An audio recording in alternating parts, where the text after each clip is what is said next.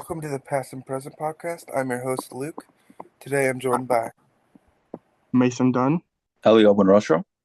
Carlos Cern. And Moldy Brundawa. Today we're going to be talking about the LGBTQ experience throughout the 1950s into present day. The LGBTQ movement had many setbacks and some wins, which we discuss today.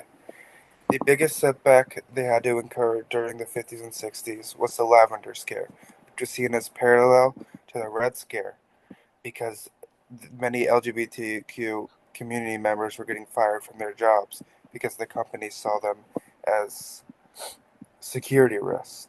But people like Harry Hay, who founded the first gay rights organization called the Madison Society, tried to change this and gain rights for them. So as did Del Martin, Phyllis Leone, who followed suit in 1955, creating the Daughter of Biltis, which was the first lesbian society in the U.S.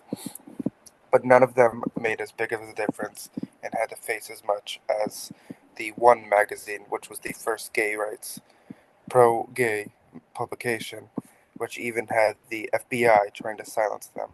But they still published many articles and even led to the 1958 Supreme Court case ruling that the LGBTQ community had the right to express themselves.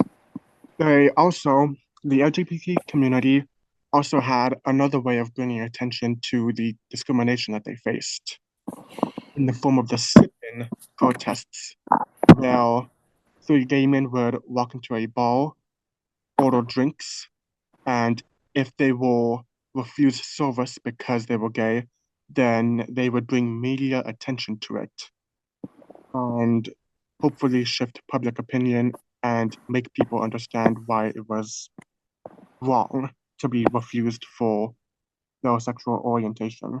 However, undoubtedly, one of the biggest turning points in the LGBT advocacy was the Stonewall riots. And I play the sound clip. People in the hundreds began rioting. They threw bottles at the police and pushed through the barricades.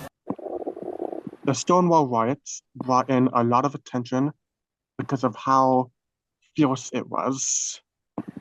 For the most part, the LGBT community had been advocating in much more peaceful and polite ways, but the Stonewall riots was violent, and it brought a lot of attention to everything that they were going through and the violence that they had been suffering.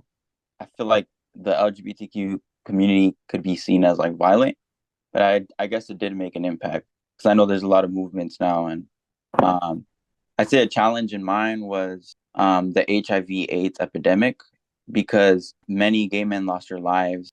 So that was a big challenge for them.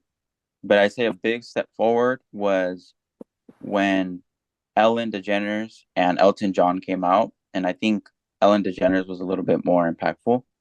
And also the way she did it, because she actually had a show called Ellen. And I guess it's like a sitcom. And so in one of her episodes, she came out as gay, but it was like she was a character. And then later on, I think she said it outside or something like that. But so there's actually a clip of that right here. Susan, I'm gay. So speaking about step forwards for the community, in 2003, Lawrence versus Texas ruled in a 6-3 decision that homosexual activity would be legal federally. However, just like throughout history, there's a major step back in DOMA, or the Defense of Marriage Act. This act was passed into law by Bill Clinton in 1996, and it defined a spouse as a opposite sex. And this led to the LGBT community missing out on many benefits, such as tax benefits, social security benefits, healthcare benefits, and even immigration benefits. I would say that sucked that people in the LGBTQ had to go through that. But in 2013, in June 26, the DOMA 8 proposition has been overturned by the Obama administration, which gave the people in the LGBTQ all that benefits again. But 2 years later, same day, June 26th, but in 2015, same-sex marriage was legalized, which was two great wins for the LGBTQ community.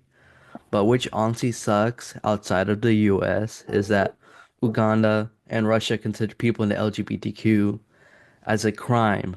But let's end it off on a good note watching this quote about Obama talking about the LGBTQ. Folks who were willing to endure bullying and taunts and stayed strong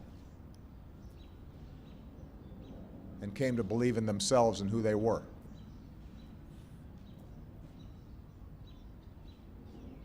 And slowly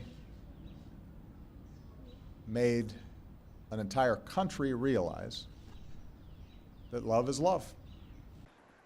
And yeah, that's pretty much it. What we talked about today, there's clearly many people who pushed through the barriers to pioneer the way for the LGBTQ community. They gained right for freedom of expression and equal rights in many states. Through the past and the present, the LGBTQ community continues to make progress. Thank you for listening to the Past and Present podcast. We'll catch you next time.